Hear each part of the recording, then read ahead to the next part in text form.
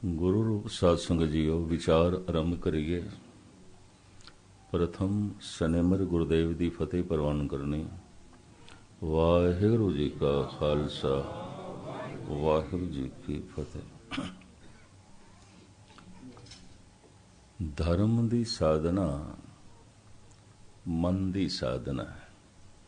मम्मा मन स्यों काज है, मन सा दे सिद्ध होए। मन ही मन स्यों कहे कबीरा, मन सा मिलया ना कोय। मन जैसा होर कोई नहीं। क्यों? मन मन्ने ते परमात्मा है, मन नहीं मनदा ते नहीं है। खेड़ सारी मन्नण ते है।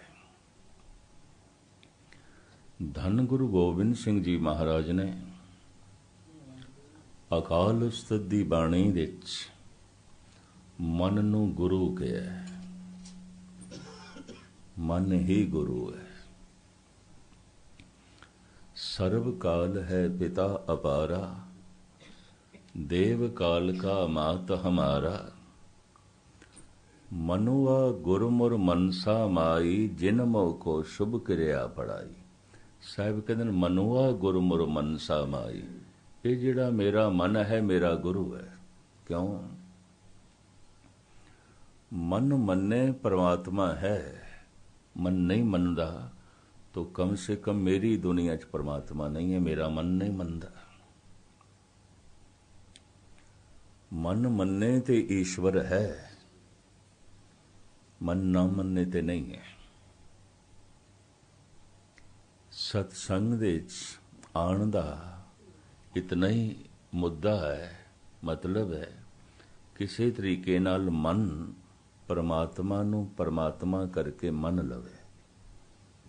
जिस तरह मन ने पुत्र नूं पुत्र करके मन लिया, मन ने मित्र नूं मित्र करके मन लिया, मन ने मां बाप नूं मां बाप करके मन लिया, मन ने बिरा नूं बिरा करके मन लिया, मन ने पत्नी नूं पत्नी करके मन लिया, मन ने पति नूं पति करके मन लिया, मन ने परमात्मा नूं परमात्मा करके नहीं मनिया, नहीं मनिया। धार्मिक विद्वान ये आंकड़े पेश करते ने, कोई हजारां विच एक अध मनुख दा मन है जो परमात्मा नूं मनदा है। और लिखारी इंज कहंदे ने भी असीं लिहाज नाल कहंदे पए हां, वरना कोई लखां च एक अध है। लोकी निराश ना होवन इस वास्ते कह रहे। कोई लखां दे च एक अध मनुख है जिस दा मन परमात्मा नूं परमात्मा करके मनदा है। जिस दा मन परमात्मा नूं परमात्मा करके मनदा है, गुरु नानक देव जी महाराज कहंदे ने मन्ने की गत कही ना जाए। उसकी महिमा बयान नहीं की जा सकती। वो इतना अजीम है, इतना महान है। महाराज कहते जगत च उतना कागज ही नहीं है कि मनण वाले की महिमा लिखी जाए। संसार दे इस तरह के कोई कलम दे धनी नहीं ने। जगत दे इस तरह के कोई विचारक दार्शनिक चिंतक ही नहीं ने जिसने परमात्मा नूं परमात्मा करके मन लिया उहदी महिमा लिख सके। मन्ने की गत कही न जाए, जे को कहे पछे पछताए। क्यों? अगर उसने लिख भी लिया या बोल भी दिता, उन्होंने बाद च पता चलेगा जिन्हें प्रभु नूं मनिया मैं उसकी महिमा पूरन नहीं बयान की। मेरियां दित्तियां हुई तशबीहां दिते प्रमाण व्यर्थ ने, फिजूल ने। ये गल वखरी है, संत जन भगत जन तशबीहां देंदे ने और जुड़ियां हुई आत्मावां दियां महिमा गायन करते ने, लेकिन फिर भी कह देंदे ने तशबीह पूरी नहीं है, प्रमाण पूरा नहीं है। चलो मैं दो उदाहरण थोड़े सामने रखा। ਸੰਤ ਦੀ ਮਹਿਮਾ ਬਿਆਨ ਕਰਦੇ ਹੋਏ ਰਾਮ ਚਿਤ੍ਰ ਮਾਨਸ ਰਾਮਾਇਣ ਦੇ ਕਰਤਾ ਕਵੀ ਤੁਲਸੀ ਇੰਜ ਕਹਿੰਦੇ ਨੇ, ਸੰਤ ਰਿਦਾ ਨਵਨੀਤ ਸਮਾਨਾ, ਕਹਾ ਕਵਨੇ ਪਰ ਕਿਹਾ ਨਾ ਜਾਣਾ। ਸੰਤ ਦਾ ਹਿਰਦਾ ਨਵਨੀਤ ਦੀ ਤਰ੍ਹਾਂ ਹੈ। ਨਵਨੀਤ ਮੱਖਣ ਨੂੰ ਕਹਿੰਦੇ ਨੇ। ਸੰਤ ਦਾ ਹਿਰਦਾ ਇਤਨਾ ਕੋਮਲ ਹੈ ਜਿਤਨਾ ਕਿ ਮੱਖਣ। ਸੰਤ ਹਿਰਦਾ ਨਵਨੀਤ ਸਮਾਨਾ, ਕਹਾ ਕਵਨੇ ਪਰ ਕਿਹਾ ਨਾ ਜਾਣਾ। ਤੁਲਸੀ ਕਹਿੰਦੇ ਨੇ, ਮੈਂ ਆਖ ਤੇ ਦਿੱਤਾ ਹੈ ਵੀ ਸੰਤ ਦਾ ਹਿਰਦਾ ਨਵਨੀਤ ਦੀ ਤਰ੍ਹਾਂ ਹੈ, ਮੱਖਣ ਦੀ ਤਰ੍ਹਾਂ ਹੈ। ਪਰ ਕਹਿੰਦੇ ਨੇ ਮੈਨੂੰ ਕਹਿਣ ਦਾ ਢੰਗ ਨਹੀਂ ਆਇਆ, ਮੈਂ ਠੀਕ ਨਹੀਂ ਆਖਿਆ, ਮੈਂ ਠੀਕ ਨਹੀਂ ਬੋਲਿਆ। ਅਕਸਰ ਈਸ਼ਵਰ ਦੀ ਮਹਿਮਾ ਗਾਇਨ ਕਰਨ ਵਾਲੇ ਤੇ ਜਿਨ੍ਹਾਂ ਨੇ ਈਸ਼ਵਰ ਨੂੰ ਮੰਨਿਆ, ਉਹਨਾਂ ਦੀ ਮਹਿਮਾ ਗਾਇਨ ਕਰਨ ਵਾਲੇ, ਬਾਅਦ ਵਿੱਚ ਉਹਨਾਂ ਨੂੰ ਇੱਕ ਪਛਤਾਪ ਰਹਿੰਦਾ ਕਿ ਅਸੀਂ ਗੱਲ ਪੂਰੀ ਨਹੀਂ ਆਖੀ। ਜੇ ਕੋ ਕਹੇ ਪਛੇ ਪਛਤਾ, ਗੱਲ ਪੂਰੀ ਨਹੀਂ ਆਖੀ ਔਰ ਪੂਰੀ ਕਹਿ ਵੀ ਨਹੀਂ ਸਕਦੇ।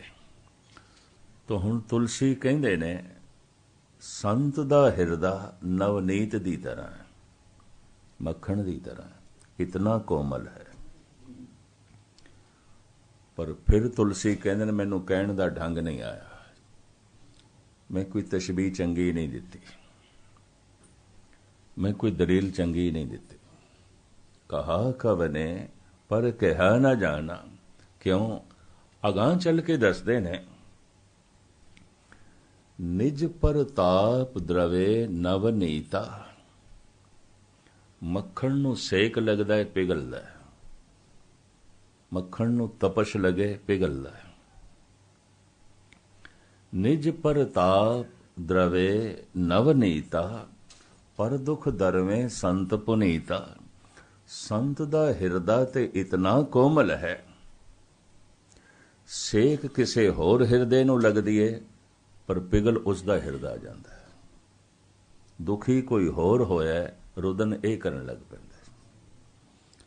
ਮੱਖਣ ਨੂੰ ਸੇਕ ਲੱਗੇ, ਮੱਖਣ ਪਿਘਲਦਾ ਹੈ, ਪਰ ਸੰਤ ਦਾ ਹਿਰਦਾ ਤੇ ਉਦੋਂ ਵੀ ਪਿਘਲ ਜਾਂਦਾ ਜਦ ਦੂਜੇ ਨੂੰ ਸੇਕ ਲੱਗੇ, ਤੀਸਰੇ ਨੂੰ ਸੇਕ ਲੱਗੇ, ਚੌਥੇ ਨੂੰ ਸੇਕ ਲੱਗੇ। ਇਸ ਵਾਸਤੇ ਤੁਲਸੀ ਕਹਿੰਦੇ ਨਹੀਂ, ਮੱਖਣ ਵੀ ਇਤਨਾ ਕੋਮਲ ਨਹੀਂ ਜਿਤਨਾ ਕਿ ਸੰਤ ਦਾ ਹਿਰਦਾ ਹੈ। ਭਾਈ ਸਾਹਿਬ ਭਾਈ ਨੰਦ ਲਾਲ ਧੰਨ ਗੁਰੂ ਗੋਬਿੰਦ ਸਿੰਘ ਜੀ ਮਹਾਰਾਜ ਦੇ ਮੁਖਾਰਬਿੰਦ ਚੋਂ ਨਿਕਲੇ ਹੋਏ ਬੋਲਾਂ ਦੀ ਉਪਮਾ ਕਰਦੇ ਨੇ, ਨਾਲੇ ਤਸ਼ਬੀਹ ਦਿੰਦੇ ਨੇ।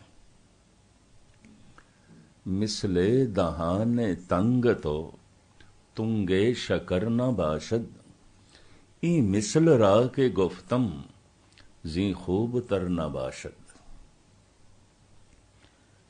ਐ ਗੁਰੂ ਗੋਬਿੰਦ ਸਿੰਘ, ਤੁਹਾਡੇ ਮੁਖਾਰਬਿੰਦ ਚੋਂ ਨਿਕਲਿਆ ਹੋਇਆ ਇੱਕ ਬੋਲ ਮਾਨੋ ਇੱਕ ਬੋਰੀ ਖੰਡ ਦੀ ਹੈ।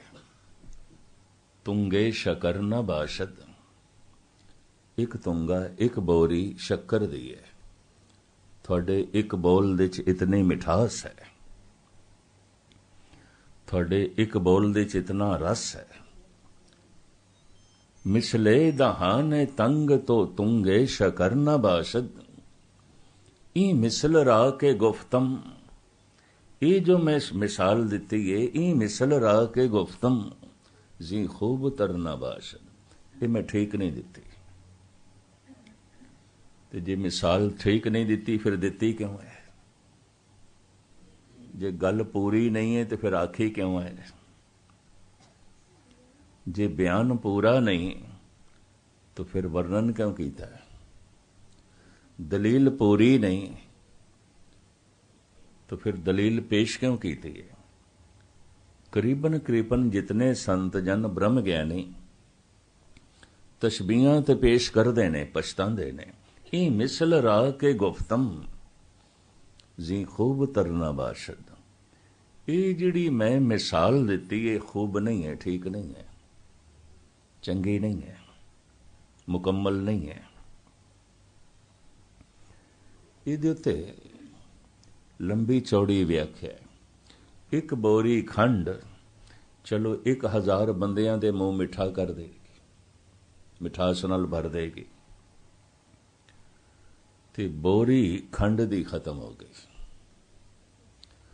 ते मिठास भी मूँह दे 5 मिनट 10 मिनट 15 मिनट रहेगी, वो किन्ने चिर रहेगी? खत्म। शक्कर भी खत्म, मूँह दी मिठास भी खत्म। नंद लाल ये कह रहे ने, हे मेरे पातशाह, थोड़े मुखार बिंद चो निकलिया होया एक बोल हजारां जिंदगियां दे च मिठास भर सकदा है, और सदैवी मिठास कदी खत्म होवेगी नहीं, और थोड़ा बोल भी खत्म होने वाला नहीं, भावें 4 युग लंघ जाए। अमर बोल है। इस वास्ते मजबूरी च मैं बोरी शक्कर नाल तशबीह दिती है, पर ठीक नहीं है। ई मिसल राह के गुफ्तम जी खूब तरना बाशत। जिन्हां दा मन परमात्मा नूं मन लैंदा है, वो इतने महान ने, साहिब कहंदे मन्ने की गत कही ना जाए, नहीं कह सकते, ओदी महिमा बयान नहीं कर सकते। अगर कोई करे, जे को कहे पछे पछताए, बाद विच पछतावेगा। मैं अर्ज करा, अगर 10-20 हज़ार बंदियां दा इकट्ठ होवे किसी तीरथ ते किसी धार्मिक मंदिर दे, हो सकदा किसी एक अद्धा मन परमात्मा नूं परमात्मा करके मनदा होवे, बाकियां दा नहीं। बाकी कोशिश पे कर देन, यतन पे कर देन। मन जिसनों मनदा है, फिर मन उस दी मनदा है। दूजा नुकता, जिसनों मेरा मन नहीं मनदा, मैं उस दी मन भी नहीं सकदा। असी किस दी गल मनदे हैं? जिसनों मन मनदा है। देखण दे चाहे मनुख एदा मन पुत्र दी गलत गल भी मन सकदा है, गुरु दी सही भी नहीं मन सकदा। पत्नी दी गलत गल नूं भी मन लिया है, गुरु दी सही गल नूं भी ठुकरा दिता है। पति दी गलत गल नूं भी मन लिया, भरा दी गलत गल नूं भी मन लिया, गुरु दी सही गल भी नहीं मन्नी। ये मित्र दी प्रेरणा नाल, मित्र दे कहने ते शराब पीण नूं भी तैयार हो गया, ये गुरु ते कहने ते अमृत छकण नूं भी राजी नहीं। जिसनों मन मनदा है, मन उस दी मनदा है। बगौर मुताला करना। गुरु नूं सुन लेना होर गल है, गुरु नूं मन लेना होर गल है। गावीए सुनिए मन रखिए भाव, सुनिए मनीए मन कीता भाव। ये बहुत सारियां इस तरह दी पंक्तियां ने। सुनिया या बेमैनी हो जाएगा अगर मन ने मनिया नहीं। धन गुरु गोबिंद सिंह जी महाराज कहते ने, मेरा मन मेरा गुरु है। मनुआ गुरु मुर मनसा माई, जिन मोह को शुभ क्रिया पढ़ाई। ये मेरा मन मेरा गुरु है। मैं फिर दोहरावां, मन मन्ने ते गुरु है, मन नहीं मनदा ते कोई गुरु नहीं है। बथेरियां दे मन नहीं मनदे। अक्सर मनुख कह देंदा है, मैं पढ़िया ते है पर की करिए मन नहीं मनदा। मैं सुनिया ते है पर की करिए मन नहीं मनदा। तो जो मन नहीं मनदा तो पढ़िया होया व्यर्थ चला गया। मन नहीं मनदा तो सुनिया होया की मैंने रखदा। मनुआ गुरु मुरु मनसा माई, जिन मोह को शुभ क्रिया पढ़ाई। धन गुरु गोबिंद सिंह जी महाराज कहते ने, मन मेरा गुरु है। क्यों? मन ने मन लिया, परमात्मा नूं परमात्मा करके मन लिया। अक्सर मन परिवार नूं परिवार करके मन लैंदा है, भरा नूं भरा करके मन लिया, मित्र नूं मित्र करके मन लिया, पुत्र नूं पुत्र करके मन लिया। गुरु नूं गुरु करके मनना बड़ा औखा है। प्रभु नूं प्रभु करके मनना बड़ा औखा है। इनकारी है। जिन्हों मन मनदा है फिर उसदी मन मनदा है। ते जिसनों मन ने मनिया है, मन याद भी उसे नूं करेगा, दूजे नूं नहीं। ये भी मैं अर्ज करते हैं। यादां किस दियां आणगियां? जिसनों मन मनदा है। ਤੇ ਮਨ ਦੇ ਉੱਤੇ ਜਿਸ ਦਾ ਪ੍ਰਭਾਵ ਹੈ ਉਹ ਸਾਡੀ ਸਿਮਰਤੀ ਬਣੇਗਾ, ਉਹ ਸਾਡੀ ਯਾਦ ਬਣੇਗਾ, ਉਹ ਸਾਡਾ ਚੇਤਾ ਬਣੇਗਾ। ਜਿਸ ਨੂੰ ਮਨ ਨੇ ਮੰਨਿਆ ਨਹੀਂ ਉਹਨੂੰ ਯਾਦ ਕਰਨਾ ਵੀ ਔਖਾ ਹੈ। ਦੁਨੀਆ ਭਰ ਦੇ ਪੈਗੰਬਰੀ ਪੁਰਸ਼ਾਂ ਨੇ ਇਹ ਆਖਿਆ, ਯਾਦ ਕਰੋ, ਸਿਮਰਨ ਕਰੋ, ਚੇਤੇ ਕਰੋ। ਸੰਸਕ੍ਰਿਤ ਦੇ ਵਿੱਚ ਕਹਿੰਦੇ ਨੇ ਸਿਮਰਨ ਕਰੋ, ਉਰਦੂ 'ਚ ਕਹਿੰਦੇ ਨੇ ਯਾਦ ਕਰੋ, ਔਰ ਪੰਜਾਬੀ 'ਚ ਕਹਿੰਦੇ ਨੇ ਚੇਤੇ ਕਰੋ। ਕਿਸ ਨੂੰ ਚੇਤੇ ਕਰੋ, ਕਿਸ ਨੂੰ ਯਾਦ ਕਰੋ, ਕਿਸ ਦਾ ਸਿਮਰਨ ਕਰੋ? ਪਰਮਾਤਮਾ ਦਾ। ਤੇ ਪਰਮਾਤਮਾ ਨੂੰ ਮਨ ਮੰਨਦਾ ਨਹੀਂ ਤਾਂ ਸਿਮਰਨ ਦੇ 'ਚ ਕਿਸ ਤਰ੍ਹਾਂ ਆਵੇ, ਚੇਤੇ 'ਚ ਕਿਸ ਤਰ੍ਹਾਂ ਆਵੇ? ਧੰਨ ਗੁਰੂ ਅਰਜਨ ਦੇਵ ਜੀ ਮਹਾਰਾਜ ਫਰਮਾਨ ਕਰਦੇ ਨੇ, ਚੇਤਾ ਆਈ ਹੈ ਤੇਰੇ ਕੋਲ ਚੇਤੇ ਸ਼ਕਤੀ, ਯਾਦ ਸ਼ਕਤੀ। ਚੇਤਾ ਆਈ ਤਾਂ ਚੇਤ ਸਾਹਿਬ ਸੱਚਾ ਸੋਧਣੇ। ਜੇ ਤੇਰੇ ਕੋਲ ਚੇਤੇ ਸ਼ਕਤੀ ਹੈ ਤਾਂ ਉਹ ਜੋ ਸੱਚਾ ਹੈ, ਜੋ ਮਾਲਿਕ ਹੈ, ਉਹਨੂੰ ਚੇਤੇ ਕਰ।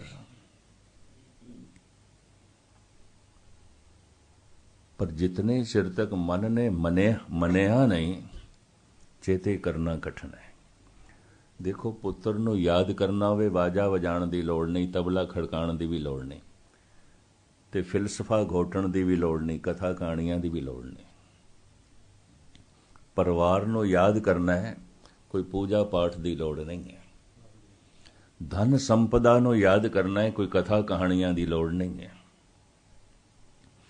ਮਿੱਤਰ ਨੂੰ ਯਾਦ ਕਰਨਾ ਹੈ, ਇਹ ਵਾਜੇ ਖੜਕਾਉਣ ਦੀ, ਛੈਣੇ ਖੜਕਾਉਣ ਦੀ ਲੋੜ ਨਹੀਂ ਹੈ। ਪਰ ਹੁਣ ਪ੍ਰਮਾਤਮਾ ਨੂੰ ਯਾਦ ਕਰਨਾ ਹੈ, ਵਾਜੇ ਵੀ ਵਜਾਓ, ਤਬਲੇ ਖੜਕਾਓ, ਕਥਾ ਕਰੋ, ਪੂਜਾ ਕਰੋ, ਪਾਠ ਕਰੋ, ਸੇਵਾ ਕਰੋ, ਦਾਨ ਕਰੋ, ਪੁੰਨ ਕਰੋ। ਪਰ ਹਕੀਕਤ ਹੈ, ਇਸ ਸਭ ਕੁਝ ਦੇ ਕਰਨ ਦੇ ਬਾਵਜੂਦ ਵੀ ਪ੍ਰਮਾਤਮਾ ਯਾਦ ਨਹੀਂ ਆਉਂਦਾ, ਨਹੀਂ ਆਉਂਦਾ। ਹਕੀਕਤ ਹੈ, ਸਚਾਈ ਹੈ, ਇਹ ਅਸਲੀਅਤ ਹੈ। ਜਿਸ ਨੂੰ ਮਨ ਨੇ ਮੰਨਿਆ ਨਹੀਂ, ਉਹਨੂੰ ਹਿਰਦਾ ਯਾਦ ਕਿਸ ਤਰ੍ਹਾਂ ਕਰੇ? ਤੋ ਸਤਸੰਗ ਦਾ ਪਹਿਲਾ ਲਾਭ ਇਹ ਹੈ ਕਿ ਮਨ ਪਰਮਾਤਮਾ ਨੂੰ ਪਰਮਾਤਮਾ ਕਰਕੇ ਮੰਨ ਲਵੇ। ਕੀਤਾ ਹੋਇਆ ਸਤਸੰਗ ਉਸ ਬੰਦੇ ਦਾ ਸਫਲ ਹੋ ਗਿਆ ਜਿਸ ਦੇ ਮਨ ਨੇ ਪਰਮਾਤਮਾ ਨੂੰ ਪਰਮਾਤਮਾ ਕਰਕੇ ਮੰਨ ਲਿਆ। ਤੇ ਜੇ ਮੰਨ ਲਿਆ ਤੇ ਹੁਣ ਭੁੱਲੇਗਾ ਨਹੀਂ। ਬਿਸਰਤ ਨਾਹੀਂ ਮਨ ਤੇ ਹਰੀ। ਭਗਤ ਕਬੀਰ ਕਹਿੰਦੇ ਨੇ ਮੈਨੂੰ ਤੇ ਭੁੱਲਦਾ ਹੀ ਨਹੀਂ, ਹਰ ਵਕਤ ਯਾਦ ਬਣੀ ਰਹਿੰਦੀ ਹੈ। ਬਿਸਰਤ ਨਾਹੀਂ ਮਨ ਤੇ ਹਰੀ, ਭੁੱਲਦਾ ਹੀ ਨਹੀਂ, ਹਰ ਵਕਤ ਯਾਦ ਬਣੀ ਰਹਿੰਦੀ ਹੈ। ਲੇਕਿਨ ਆਮ ਬੰਦੇ ਚੇਤੇ ਹੀ ਨਹੀਂ ਆਉਂਦਾ, ਯਾਦ ਹੀ ਨਹੀਂ ਆਉਂਦਾ, ਭੁੱਲ ਜਾਂਦਾ ਹੈ। ਹਕੀਕਤ ਹੈ, ਦੁਨੀਆ ਦੇ ਸਾਰੇ ਬੰਦਿਆਂ ਨੂੰ ਯਾਦ ਹੀ ਨਹੀਂ ਆਉਂਦਾ, ਚੇਤੇ ਹੀ ਨਹੀਂ ਆਉਂਦਾ। ਤੇ ਕਬੀਰ ਕਹਿੰਦੇ ਨੇ ਮੈਨੂੰ ਤੇ ਭੁੱਲਦਾ ਹੀ ਨਹੀਂ ਹੈ। ਜਿਸ ਨੂੰ ਮਨ ਨੇ ਮੰਨ ਲਿਆ ਤੇ ਮਨ ਜਿਸ ਤੋਂ ਪ੍ਰਭਾਵਿਤ ਹੋ ਗਿਆ ਉਹਨੂੰ ਭੁਲਾਣਾ ਬੜਾ ਔਖਾ ਹੈ।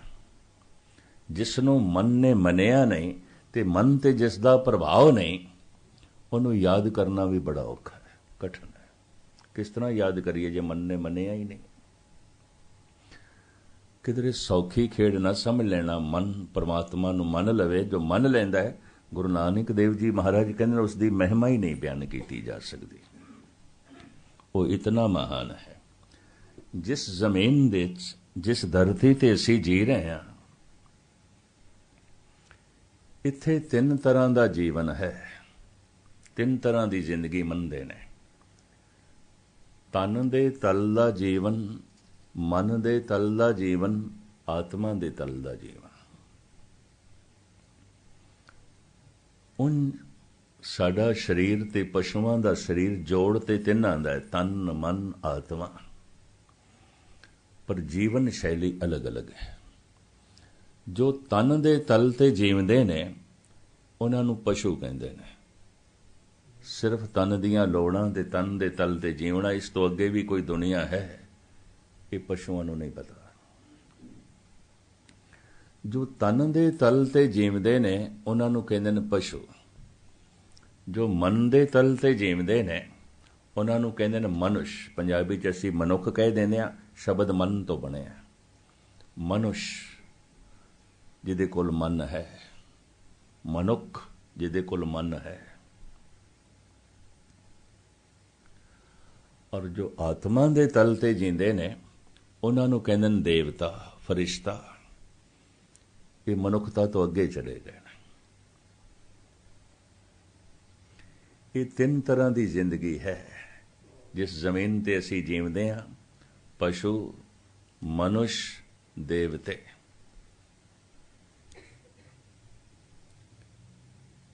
ਪਸ਼ੂ ਜੋ ਤਨ ਦੇ ਤਲ ਤੇ ਜੀ ਰਿਹਾ ਹੈ, ਮਨੁਸ਼ ਜੋ ਮਨ ਦੇ ਤਲ ਤੇ ਜੀ ਰਿਹਾ ਹੈ, ਦੇਵਤਾ ਜੋ ਆਤਮਾ ਦੇ ਤਲ ਤੇ ਜੀ ਰਿਹਾ। ਜੀਵਨ ਦੇ ਤਲ ਅਲੱਗ-ਅਲੱਗ ਨੇ। ਸੂਫੀ ਫਕੀਰਾਂ ਨੂੰ ਪੜ੍ਹਨ ਤੋਂ ਮੈਨੂੰ ਇੰਨਾ ਪਤਾ ਚੱਲਿਆ ਜ਼ਿੰਦਗੀ ਉਹ ਵੀ ਤਿੰਨ ਤਰ੍ਹਾਂ ਦੀ ਮੰਨਦੇ ਨੇ: ਹੈਵਾਨ, ਇਨਸਾਨ, ਫਰਿਸ਼ਤੇ।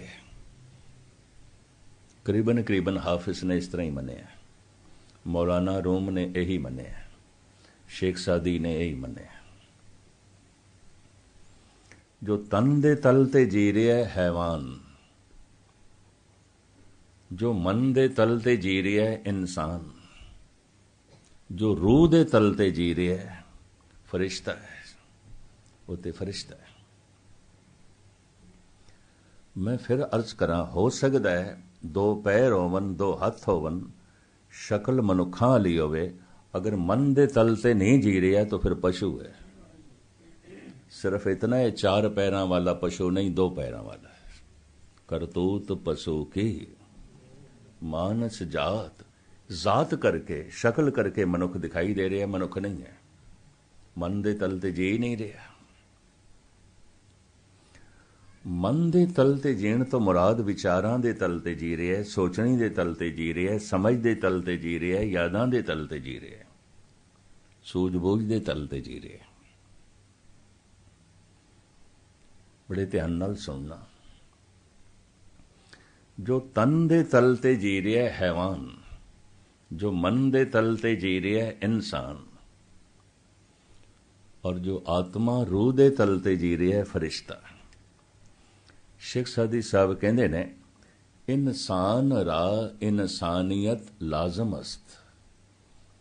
ਮਨੁੱਖ ਦੇ ਅੰਦਰ ਮਨੁੱਖਤਾ ਲਾਜ਼ਮੀ ਚਾਹੀਦੀ ਹੈ। ਅਗਰ ਸ਼ਕਲ ਸੂਰਤ ਇਸ ਦੀ ਮਨੁੱਖ ਦੀ ਹੈ ਤਾਂ ਕਮ ਸੇ ਕਮ ਇਸ ਦੇ ਅੰਦਰ ਮਨੁੱਖਤਾ ਚਾਹੀਦੀ ਹੈ। ਸ਼ਕਲ ਸੂਰਤ ਅਗਰ ਇਸ ਦੀ ਇਨਸਾਨ ਦੀ ਹੈ ਤਾਂ ਇਸ ਦੇ ਅੰਦਰ ਇਨਸਾਨੀਅਤ ਚਾਹੀਦੀ ਹੈ। ਇਨਸਾਨ ਰਾ ਇਨਸਾਨੀਅਤ ਲਾਜ਼ਮ ਅਸਤ, ਉਦ ਗਰਬੋ ਨਾ ਬਾਸ਼ਦ ਹੈਜ਼ਮ ਅਸਤ। ਉਹ ਕਹਿੰਦਾ ਅਗਰ ਸੁਗੰਧੀ ਨਹੀਂ ਹੈ ਤਾਂ ਫਿਰ ਚੰਦਨ ਨੂੰ ਚੰਦਨ ਕਹਿਣ ਦੀ ਕੀ ਲੋੜ ਹੈ? ਆਮ ਲੱਕੜ ਹੈ। ਉਦ ਗਰਬੋ ਨਾ ਬਾਸ਼ਦ ਹੈਜ਼ਮ ਅਸਤ। ਅਗਰ ਖੁਸ਼ਬੂ ਹੀ ਨਹੀਂ ਹੈ, ਇਹਨੂੰ ਚੰਦਨ ਕਹਿਣ ਦੀ ਕੀ ਲੋੜ ਹੈ? ਇਹ ਤੇ ਆਮ ਲੱਕੜ ਹੈ, ਕਿਉਂਕਿ ਇਹਦੇ 'ਚ ਖੁਸ਼ਬੂ ਨਹੀਂ ਹੈ। ਇਨਸਾਨੀਅਤ ਹੀ ਨਹੀਂ ਹੈ ਤੇ ਇਹਨੂੰ ਇਨਸਾਨ ਕਹਿਣ ਦੀ ਲੋੜ ਕੀ ਹੈ? ਹੈਵਾਨ ਹੈ। ਇਨਸਾਨ ਰਾ ਇਨਸਾਨੀਅਤ ਲਾਜ਼ਮ ਅਸਤ। ਪਹਿਚਾਣ ਕਿਵੇਂ ਹੋਵੇਗੀ? ਇਹ ਮਨੁੱਖ ਵਾਕਈ ਮਨ ਦੇ ਤਲ ਤੇ ਜੀ ਰਿਹਾ, ਤਨ ਤੋਂ ਉੱਚਾ ਉੱਠਿਆ ਹੋਇਆ ਹੈ, ਇਹਦੇ ਅੰਦਰ ਮਨੁੱਖਤਾ ਹੈ। ਧੰਨ ਗੁਰੂ ਨਾਨਕ ਦੇਵ ਜੀ ਮਹਾਰਾਜ ਫਰਮਾਨ ਕਰਦੇ ਨੇ, ਜਿਉ ਮਨ ਆਪਣਾ ਪਰ ਮਨ ਤੈਸਾ। ਉਹ ਇਸ ਤਰ੍ਹਾਂ ਜੀਵਦਾ ਹੈ ਜੈਸੇ ਮੇਰਾ ਮਨ ਹੈ, ਦੂਸਰੇ ਦਾ ਵੀ ਉਹੀ ਹੈ। ਮੈਨੂੰ ਦੁੱਖ ਨਹੀਂ ਚੰਗੇ ਲੱਗਦੇ, ਕੋਈ ਮੈਨੂੰ ਦੁਖੀ ਕਰੇ ਮੈਨੂੰ ਚੰਗਾ ਨਹੀਂ ਲੱਗਦਾ, ਤਾਂ ਮੈਂ ਵੀ ਕਿਸੇ ਨੂੰ ਦੁਖੀ ਕਰਾਂ ਉਹਨੂੰ ਵੀ ਨਹੀਂ ਚੰਗਾ ਲੱਗਦਾ। ਜਿਉ ਮਨ ਆਪਣਾ ਪਰ ਮਨ ਤੈਸਾ। ਜੇ ਘੋੜਾ ਬੋਲ ਮੈਨੂੰ ਨਹੀਂ ਚੰਗਾ ਲੱਗਦਾ, ਦੂਜੇ ਨੂੰ ਵੀ ਨਹੀਂ ਚੰਗਾ ਲੱਗਦਾ। ਕੀਤੀ ਹੋਈ ਬੇਇਨਸਾਫੀ ਮੇਰੇ ਨਾਲ ਜੇ ਮੈਨੂੰ ਨਹੀਂ ਚੰਗੀ ਲੱਗਦੀ, ਦੂਜੇ ਨੂੰ ਵੀ ਨਹੀਂ ਚੰਗੀ ਲੱਗਦੀ। ਮਨੁਸ਼ ਜੋ ਆਪਣੇ ਲਈ ਨਹੀਂ ਮੰਗਦਾ, ਉਹ ਦੂਜਿਆਂ ਲਈ ਵੀ ਨਹੀਂ ਮੰਗਦਾ, ਉਸ ਤਰ੍ਹਾਂ ਦਾ ਦੂਜੇ ਲਈ ਵੀ ਨਹੀਂ ਚਾਹੁੰਦਾ। ਇਹਨੂੰ ਕਹਿੰਦੇ ਨੇ ਇਸ ਦੇ ਅੰਦਰ ਮਨੁੱਖਤਾ ਹੈ, ਇਹਦੇ ਅੰਦਰ ਇਨਸਾਨੀਅਤ ਹੈ। ਜਿਉ ਮਨ ਆਪਣਾ ਪਰ ਮਨ ਤੈਸਾ। ਗੁਰੂ ਨਾਨਕ ਬੜੀ ਕੀਮਤੀ ਗੱਲ ਕਰਦੇ ਨੇ। ਇਸ ਮਨੁੱਖ ਦੇ ਅੰਦਰ ਮਨੁੱਖਤਾ ਹੈ। ਪਹਿਚਾਣ ਜੈਸਾ ਮੇਰਾ ਮਨ ਹੈ ਵੈਸਾ ਹੀ ਦੂਸਰੇ ਦਾ ਹੈ। ਮੇਰੀ ਕੋਈ ਬੇਇੱਜ਼ਤੀ ਕਰੇ ਮੈਨੂੰ ਨਹੀਂ ਚੰਗਾ ਲੱਗਦਾ, ਦੂਜੇ ਨੂੰ ਵੀ ਨਹੀਂ ਚੰਗਾ ਲੱਗਦਾ, ਦੂਜੇ ਨੂੰ ਵੀ ਚੋਟ ਪਹੁੰਚਦੀ ਹੈ। मेरे नाल कोई बेईमानी करे मैनू नहीं चंगी लगती, दूजे नू भी नहीं चंगी लगती। मेरे नाल कोई कौड़ा बोले मैनू नहीं चंगा लगता, दूजे नू भी नहीं चंगा लगता। मैनू कोई जरब पहुंचाए, चोट पहुंचाए नहीं चंगा लगता, दूजे नू भी नहीं चंगा लगता। जो अपने मन दे नाल दूजे दे मन नू भी वेखदा है और उस ढंग नाल व्यवहार करता है, जो अपने वास्ते नहीं चाहता वो दूजे वास्ते भी नहीं चाहता। ज्यों मन अपना पर मन तैसा, गुरु नानक कहते हैं उस दे अंदर मनुखता है, इंसानियत है। दुनिया दे जिहड़ी जनगणना होई है ना, मरदमशुमारी, उहदे हिसाब नाल मैं पिछले दिनी जो आंकड़े पढ़े, अंदाजन सारी दुनिया दे कोई 6 अरब दे करीब मनुख हैं इस वक्त, सारी दुनिया दे, जिहदे च अद्धे तो थोड़ा जिहा भाग चाइना ते इंडिया दे च, हिंदुस्तान दे च 1 अरब दे करीब मनुख हो चले ने भारत दे च, ते 1.25 दे करीब चीन दे च ने।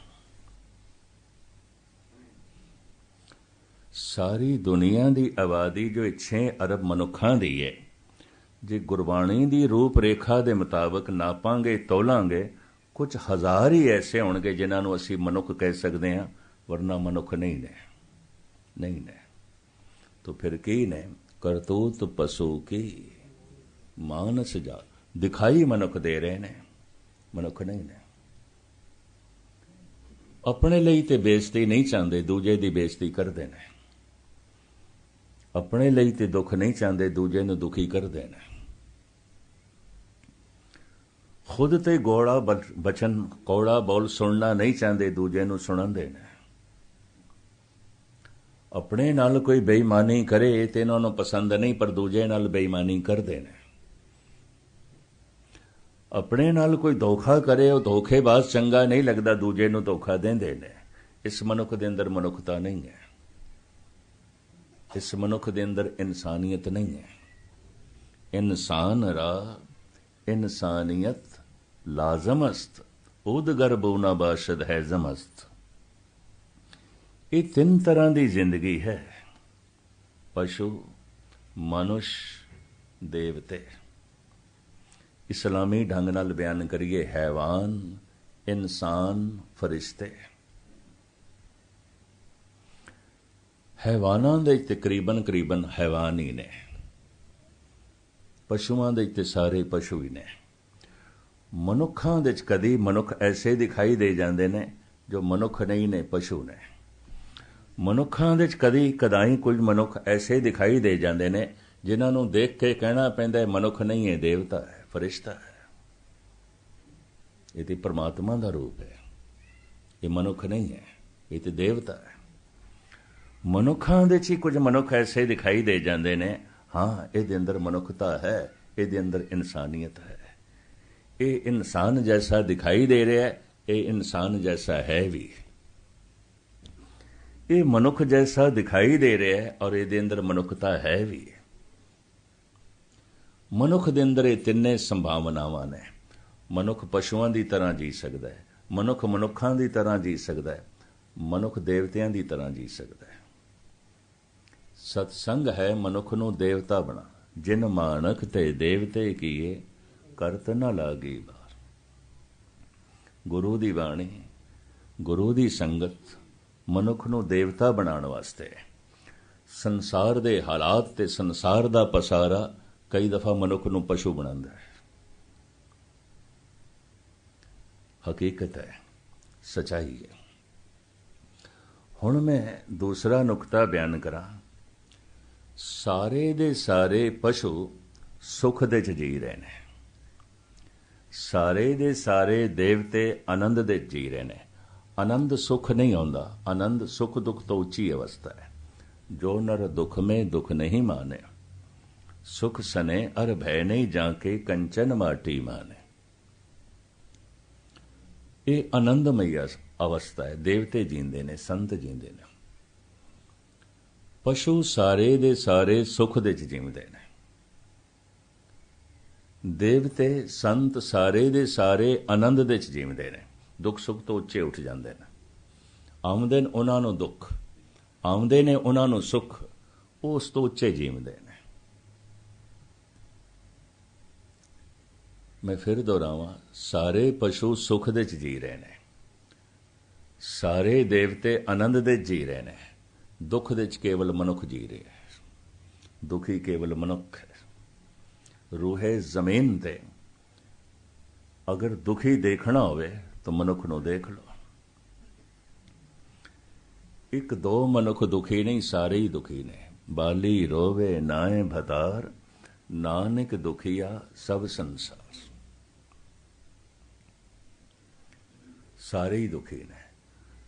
ਦੁੱਖਾਂ ਦੇ ਕਾਰਨ ਅਲੱਗ-ਅਲੱਗ ਹੋ ਸਕਦੇ ਨੇ, ਦੁੱਖ ਅਲੱਗ-ਅਲੱਗ ਹੋ ਸਕਦੇ ਨੇ, ਹਨ ਤੇ ਸਾਰੇ ਹੀ ਦੁਖੀ। ਗੁਰਬਾਣੀ ਕਿਸੇ ਨੂੰ ਸੁਖੀ ਨਹੀਂ ਮੰਨਦੀ। ਮਨੁੱਖ ਹੈ ਹੀ ਐਸਾ ਦੁਖੀ। ਹੁਣ ਦੂਸਰਾ ਨੁਕਤਾ ਸਮਝ ਲੈਣਾ, ਜਿਤਨਾ ਸਿਆਣਾ ਮਨੁੱਖ ਹੋਵੇਗਾ ਉਤਨਾ ਦੁਖੀ ਹੋਵੇਗਾ, ਜਿਤਨਾ ਮੂਰਖ ਹੋਵੇਗਾ ਉਤਨਾ ਦੁਖੀ ਨਹੀਂ ਹੋਵੇਗਾ। ਪਸ਼ੂ ਇਸ ਵਾਸਤੇ ਦੁਖੀ ਨਹੀਂ ਕਿਉਂਕਿ ਉਹ ਸਿਆਣੇ ਨਹੀਂ ਨੇ, ਅਬੋਧ ਨੇ, ਉਹਨਾਂ ਦਾ ਮਨ ਵਿਕਸਿਤ ਨਹੀਂ ਹੋਇਆ, ਉਹਨਾਂ ਦੀ ਸੋਝ ਸਮਝ ਇਤਨੀ ਨਹੀਂ ਹੈ, ਇਸ ਵਾਸਤੇ ਉਹ ਦੁਖੀ ਨਹੀਂ ਨੇ। ਹਕੀਕਤ ਹੈ। ਧੰਨ ਗੁਰੂ ਨਾਨਕ ਦੇਵ ਜੀ ਮਹਾਰਾਜ ਤੇ ਆਪਣੀ ਬਾਣੀ 'ਚ ਇੱਕ ਥਾਂ ਤੇ ਪੰਛੀਆਂ ਬਾਰੇ ਕਹਿੰਦੇ ਨੇ, ਪਰਿੰਦੇ ਨਾ ਗਿਰਹਿ ਜ਼ਰ, ਦਰਖਤ ਆਬ ਆਸ ਕਰ ਦੇਹੰਦ ਸੋਹੀ, ਏਕ ਤੂੰ ਹੀ ਏਕ ਤੂੰ ਹੀ। ਤਿਲੰਗ ਮੱਲਾ ਪਹਿਲਾ। ਗੁਰੂ ਨਾਨਕ ਦੀ ਬਾਣੀ, ਬਹੁਤ ਸਾਰੇ ਸ਼ਬਦ ਗੁਰੂ ਨਾਨਕ ਦੇ ਪਰਸ਼ੀਅਨ ਦੇ 'ਚ ਨੇ। ਇੱਕ ਸ਼ਬਦ ਤੇ ਬਿਲਕੁਲ ਸ਼ੁੱਧ ਫਾਰਸੀ ਦੇ 'ਚ ਹੈ, ਯਕ ਅਰਜ਼ ਗੁਫਤਮ ਪੇਸ਼ ਤੋ ਦਰਗੋਸ਼ ਕੁਨ ਕਰਤਾਰ, ਅੱਖਾ ਕਬੀਰ ਕਰੀਮ ਤੂੰ ਬੇਐਬ ਪਰਵਰਦਿਗਾਰ। ਸਾਰੇ ਦਾ ਸਾਰਾ ਸ਼ਬਦ ਬੜੇ ਅਜੀਬੋ ਗਰੀਬ ਅਵਸਥਾਵਾਂ ਨਾਲ ਭਰਿਆ ਹੋਇਆ। ਸਾਹਿਬ ਕਹਿੰਦੇ ਨੇ, ਪਰਿੰਦੇ ਨਾ ਗਿਰਹਿ ਜ਼ਰ, ਪੰਛੀਆਂ ਕੋਲੋਂ ਧਨ ਨਹੀਂ ਹੈ, ਸੰਪਦਾ ਨਹੀਂ ਹੈ,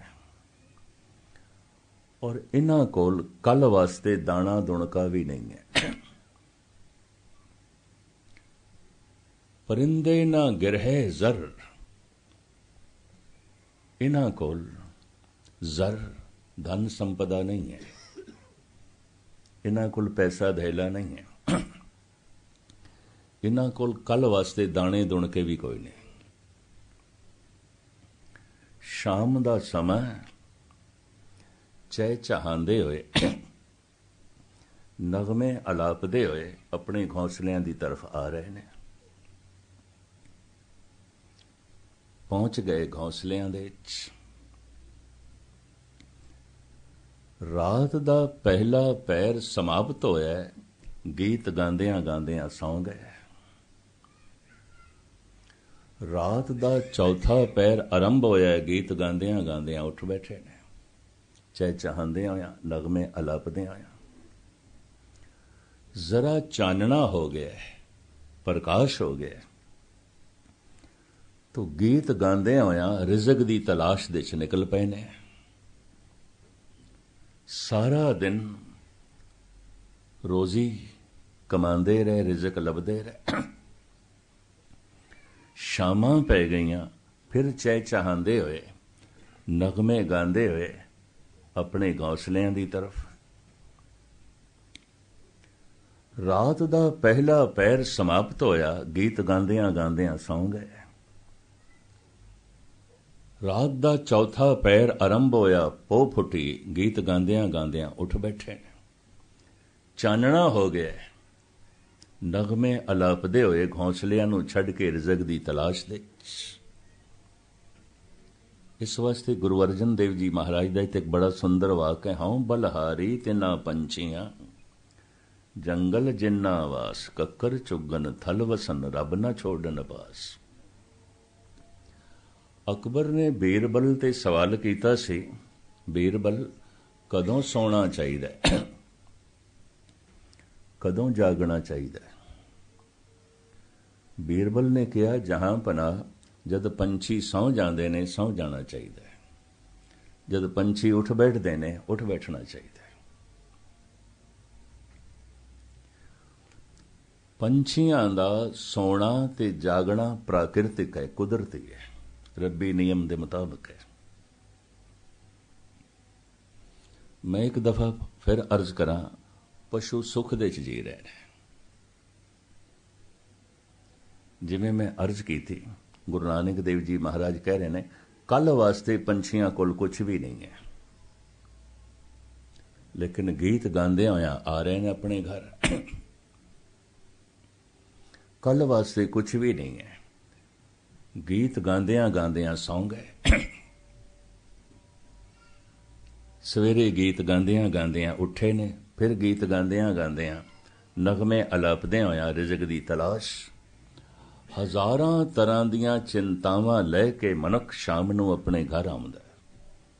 ਆਮ ਮਨੁੱਖਾਂ ਦੇ ਹਾਲਾਤ, ਹਜ਼ਾਰਾਂ ਤਰ੍ਹਾਂ ਦੇ ਸਿਆਪੇ ਲੈ ਕੇ ਰਾਤ ਨੂੰ ਸੌਂਦਾ ਹੈ।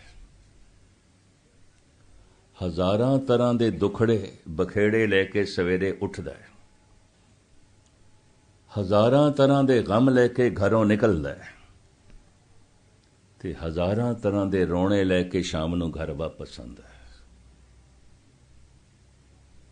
ਮਨੁੱਖ ਕੋਲ ਇਸ ਤੋਂ ਇਲਾਵਾ ਹੋਰ ਹੈ ਕੀ? ਜਦ ਕਿ ਇਸ ਦੇ ਕੋਲ 7 ਪੀੜ੍ਹੀਆਂ ਦੇ ਵੀ ਖਾਣ ਵਾਸਤੇ ਹੋਵੇ, ਕੱਲ ਵਾਸਤੇ ਵੀ ਬਥੇਰਾ ਹੈ, ਕਈ ਸਾਲਾਂ ਵਾਸਤੇ ਹੈ, ਫਿਰ ਵੀ ਰੋਂਦਾ ਆ ਰਿਹਾ ਘਰ, ਫਿਰ ਵੀ ਹੌਕੇ ਭਰਦਾ ਆ ਰਿਹਾ। ਪੰਛੀਆਂ ਕੋਲ ਤੇ ਕੱਲ ਵਾਸਤੇ ਵੀ ਕੁਛ ਨਹੀਂ, ਫਿਰ ਵੀ ਗੀਤ ਗਾਉਂਦੇ ਹੋਏ ਆ ਰਹੇ ਨੇ। ਪੰਛੀਆਂ ਕੋਲ ਤੇ ਕੱਲ ਵਾਸਤੇ ਵੀ ਕੁਛ ਨਹੀਂ,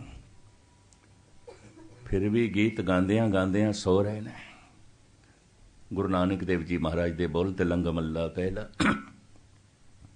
ਪਰਿੰਦੇ ਨਾ ਗਿਰਹਿ ਜ਼ਰ, ਦਰਖਤ ਆਬ ਆਸ ਕਰ, ਦੇਹੰਦ ਸੋਹੀ ਏਕ ਤੋਂ ਹੀ, ਏਕ ਤੋਂ ਹੀ। ਇਹਨਾਂ ਕੋਲ ਧਨ ਸੰਪਦਾ ਨਹੀਂ ਹੈ, ਪਰ ਇਤਨਾ ਪਤਾ ਹੈ ਅੱਜ ਮਿਲਿਆ ਤੇ ਕੱਲ ਮਿਲੇਗਾ, ਮਿਲੇਗਾ। ਅੱਜ ਰਿਜ਼ਕ ਮਿਲਿਆ, ਕੱਲ ਮਿਲੇਗਾ। ਮਨੁੱਖ ਬੜਾ ਚਿੰਤਾਤੁਰ ਹੈ, ਅੱਜ ਗੱਲ ਬਣੀ ਹੈ, ਸ਼ਾਇਦ ਕੱਲ ਨਾ ਬਣੇ, ਸ਼ਾਇਦ ਨਾ ਬਣੇ। ਮਨੁੱਖ ਤੇ ਹਜ਼ਾਰਾਂ ਸਾਲ ਦਾ ਇੰਤਜ਼ਾਮ ਕਰਦਾ ਹੈ, ਭਾਵੇਂ ਜੀਵਣਾ 2-4 ਦਿਨ ਦਾ ਹੋਵੇ। ਬੜਾ ਕੁਝ ਕਰਦਾ ਹੈ, ਬੜਾ ਅਡੰਬਰ ਹੈ, ਪਰ ਇਤਨੇ ਬਾਵਜੂਦ ਵੀ ਦੁਖੀ ਹੈ। ਜਿਤਨਾ ਸਿਆਣਾ ਹੈ ਉਤਨਾ ਦੁਖੀ ਹੈ, जितना धनवान है उतना दुखी है। चाणक ऋषि का अनुभव मैं थोड़े सामने रखा। वो कहता है, चोटी का धनवान बन के ही पता चलता है कि मैं अंदरों कितना गरीब हाँ, मुफलिस हाँ। उंज नहीं पता चलता। एक गरीब बंदा बाहर की गरीबी नाल उलझिया होया है, एक मुफलिस मनुख बाहर की मुफलिसी नाल उलझिया होया। बड़े ध्यान नाल सुनना। बहुत सारी धन संपदा प्राप्त करके मनुख नूं अपने अंदर की गरीबी का पता चलता है, मुफलिसी का पता चलता है भी कुछ भी नहीं। सब कुछ प्राप्त करके पता चलता है कुछ भी नहीं मिलेगा, कुछ भी नहीं मिले। बहुत वड्डी ताकत प्राप्त करके ही अपने अंदर की कमजोरी का पता चलता है। दुनिया के बड़े शक्तिशाली मनुख मन्ने जाण वाले अंदरों बड़े भयभीत होंदे सन। रात नूं सुपने भी उन्हां नूं डरावणे आउंदे सन। बहुत वड्डी ताकत प्राप्त करके ही अंदर की कमजोरी का पता चलता है। बहुत वड्डी धन संपदा प्राप्त करके अंदर की गरीबी का पता चलता है। और बहुत वड्डा ज्ञान प्राप्त करके अंदर दे अज्ञान ते मूर्खता का पता चलता है। जिहड़ा मनुख अजे बाहरों ही मूर्ख है, उन्होंने अंदर की मूर्खता का की पता चलेगा। बहुत सारा ज्ञान प्राप्त करके पता चलता है मैं कुछ भी नहीं जानता, कुछ भी नहीं जानता। अपने अज्ञान का पता चलता है। की होया, सागर दे च एक चम्मच पानी दी मिल भी गई तो मेरी जानकारी इस तो ज्यादा नहीं हो सकती। मनुख ऐसा समझता है। मैं एक दफा फिर दोहरावां, बहुत सारी धन संपदा प्राप्त करके ही पता चलता है अपनी अंदर की गरीबी का। ਜਿਸਨੂੰ ਅਜੇ ਅੰਦਰ ਦੀ ਮੁਫਲਿਸੀ ਦਾ ਪਤਾ ਨਹੀਂ ਚੱਲ ਰਿਹਾ, ਉਹ ਜੇ ਬਾਹਰੋਂ ਵੀ ਮੁਫਲਿਸ ਹੋਵੇਗਾ, ਗਰੀਬ ਹੋਵੇਗਾ। ਉਸੇ 'ਚ ਹੀ ਉਲਝਿਆ ਹੋਇਆ ਵਿਚਾਰੇ ਨੂੰ, ਵਕਤ ਹੀ ਕੋਈ ਨਹੀਂ, ਸਮਾਂ ਹੀ ਕੋਈ ਨਹੀਂ, ਉਸੇ 'ਚ ਹੀ ਪੂਰਤੀ ਕਰਨ ਦੇ 'ਚ ਭੱਜ ਦੌੜ ਹੈ ਉਸਦੀ। ਬਹੁਤ ਕੁਝ ਪ੍ਰਾਪਤ ਕਰਕੇ ਪਤਾ ਚੱਲਦਾ ਹੈ ਕੁਛ ਵੀ ਨਹੀਂ ਆ ਮੈਂ, ਕੁਛ ਵੀ ਨਹੀਂ ਆ, ਅੰਦਰ ਦੀ ਮੁਫਲਿਸੀ ਦਾ ਪਤਾ ਚੱਲਦਾ ਹੈ। ਬੜੇ ਬੜੇ ਧਨਾੜ ਜੇ ਚਿੰਤਾਤੁਰ ਹੋ ਜਾਂਦੇ ਨੇ, ਪਰੇਸ਼ਾਨ ਹੋ ਜਾਂਦੇ ਨੇ, ਸਭ ਕੁਝ ਮਿਲ ਕੇ ਪਤਾ ਚੱਲ ਜਾਂਦਾ ਹੈ ਕੁਛ ਵੀ ਨਹੀਂ ਮਿਲਿਆ।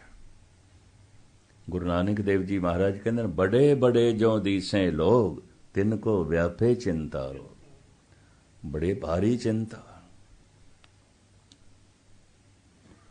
ਬਹੁਤ ਸਾਰੀ ਧਨ ਸੰਪਦਾ ਪ੍ਰਾਪਤ ਕਰਕੇ ਹੀ ਪਤਾ ਚੱਲਦਾ ਹੈ ਅੰਦਰ ਦੀ ਮੁਫਲਿਸੀ ਦਾ, ਕੁਛ ਵੀ ਨਹੀਂ ਆ ਮੈਂ। ਬਹੁਤ ਵੱਡੀ ਸ਼ਕਤੀ ਪ੍ਰਾਪਤ ਕਰਕੇ ਹੁਕਮਰਾਨ ਬਣ ਕੇ ਹੀ ਪਤਾ ਚੱਲਦਾ ਹੈ ਅੰਦਰ ਦੀ ਕਮਜ਼ੋਰੀ ਦਾ, ਕੁਛ ਵੀ ਨਹੀਂ ਹੈ। ਬਹੁਤ ਸਾਰਾ ਗਿਆਨ ਪ੍ਰਾਪਤ ਕਰਕੇ ਹੀ ਚੱਲਦਾ ਹੈ ਅੰਦਰ ਦੀ ਮੂਰਖਤਾ ਦਾ, ਮੂੜਤਾ ਦਾ, ਕੁਛ ਵੀ ਨਹੀਂ, ਕੁਛ ਵੀ ਨਹੀਂ। ਕੀ ਹੈ ਮੇਰੇ ਕੋਲ ਗਿਆਨ? ਕੁਛ ਵੀ ਨਹੀਂ ਹੈ। ਉਸਤਾਦ ਜ਼ੌਕ ਬਹਾਦਰ ਸ਼ਾਹ ਜ਼ਫਰ ਦੇ ਦਰਬਾਰੀ ਸ਼ਾਇਰ ਸਨ। ਅਮੀਰ ਮੀਨਾਈ, ਮਿਰਜ਼ਾ ਗਾਲਬ, ਉਸਤਾਦ ਜ਼ੌਕ, ਇਸ ਤਰ੍ਹਾਂ ਦੇ ਬੜੇ ਕੀਮਤੀ ਦਿਮਾਗ ਰੱਖਣ ਵਾਲੇ ਮਨੁੱਖ ਬਹਾਦਰ ਸ਼ਾਹ ਦੇ ਸਾਥੀ ਹੁੰਦੇ ਸਨ। उस्ताद ज़ौक़ कहता है, हम जानते थे कि इल्म से कुछ जानेंगे, जाना तो ये जाना कि न जाना कुछ भी। कहता है जान जान के मैं ये जाने कि मैं कुछ भी नहीं जानता, कुछ भी नहीं जानता। जान जान के मैनू अपनी अंदर दी मूर्खता दा ही पता चले। पढ़ लिख के सियाणा बन के मैनू अंदर दी इयाणप दा ही पता चले। और जिसनू अपनी अंदर दी इयाणप दा पता चल गया, मूर्खता दा पता चल गया, समझ लेना सियाणा है। और कदी कबूल भी नहीं करेगा कि मैं सियाणा, क्योंकि उन्होंने अपनी अंदर दी मूर्खता दिखाई देंदी है, अंदर दा अज्ञान दिखाई देंदा है। इतना भारी ज्ञान है जगत दे च, की है मेरे को एक चम्मच पानी दी मिल भी गई तो की है। बहुत वड्डा ज्ञान प्राप्त करके ही पता चलता है अंदर दे अज्ञान दा। बहुत वड्डी धन संपदा प्राप्त करके ही पता चलता है अंदर दी मुफलसी दा, गरीबी दा। मैं फिर अर्ज करां, जिन्हों अजे अंदर दी मुफलसी गरीबी दा नहीं पता चलिया, अजे बाहरों भी गरीब होवेगा। ये भी मैं अर्ज कर दें, अजे बाहरों भी मुफलिस होवेगा। मैनू एक इस संबंधित छोटी जी गाथा चेते आई है, शायद गल स्पष्ट हो जाए। एथेन दे बाजारां विच सिकंदर आजम, फातेह आजम, महान सिकंदर, उहदा जलूस कढ़िया जा रहा सी, सवारी निकल रही सी। एक संवारे होए, शिंगारे होए हाथी ते उन्हों बिठाया गया बई उच्चा सारियां नूं दिखाई देवे। ते उस जमाने च भी हजारां दी तादाद विच दुनिया उमड़ी देखण। फातेह आजम है, सिकंदर महान है, लंघ रहा है इहदा हाथी। लोकी शाही अदाब झुक झुक के सलामा करते हैं, खड़े होके फर्शी सलाम करते हैं।